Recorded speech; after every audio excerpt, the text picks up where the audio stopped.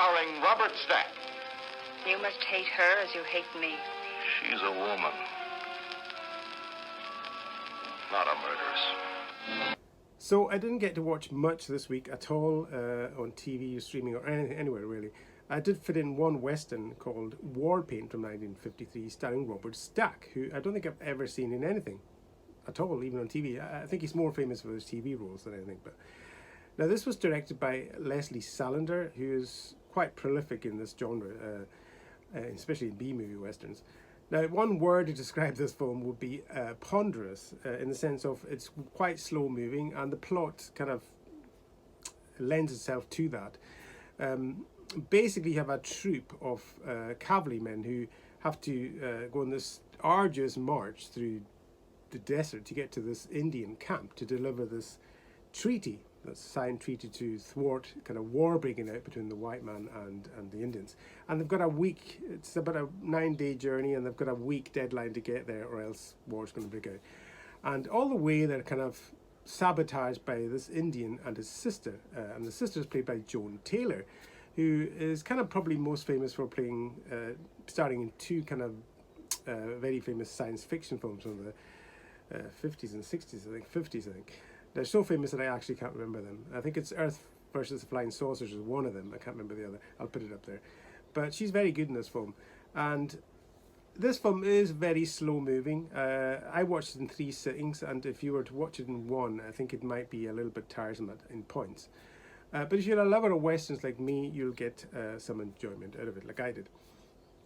Basically, the cast keep you kind of interested even when there's not really much happens for the first hour, I would say. I would disagree with Leonard Maltin's take on it. Leonard Maltin says, action-packed film of US cavalry detachment overcoming danger and villainous attempts to prevent delivery of peace treaty to an Indian chief. I would disagree with it, the fact that it's action-packed. First 60 minutes is pretty much action-free, I would say, but there is a last 20 minutes of the film that is pretty action-packed, I would say, and some good fist fights, some good kind of action and stunt work, and it's particularly people rolling down, fighting down hills and things. It's pretty rough and ready. And even Joan Taylor has a good fight with one of the cavalrymen. It's pretty bombastic. It's pretty. I don't know if it's her or a stunt woman, but it's pretty full on. But it's got a good cast of characters. You've got Charles McGraw in there, who I always love. He's a great B-movie star. Always puts in a great performance. And you've got Peter Graves from the original Mission Impossible in there. And as I said, Joan Taylor. And a number of other faces that you will know from other Westerns mostly.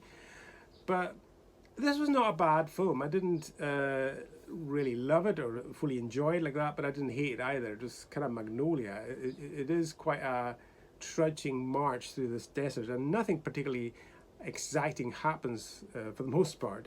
Your interest is kept going by the byplay, by the the chatter between the troop, and also just the kind of dynamic between the two. There's a bit of a Piers Robert Stack. He's pretty good in this film, but he tends to have this serious kind of bemused look on his face all the time.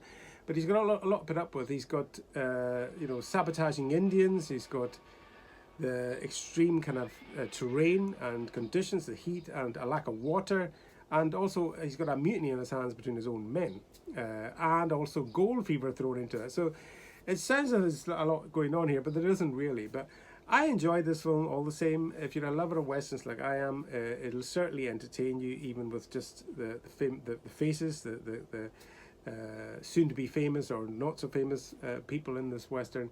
Keep your interest, and it's although it's a very slow-moving Western, it's an entertaining one up to a point, I would say. So that's War Paint from 1953. Thanks for watching, and bye for now.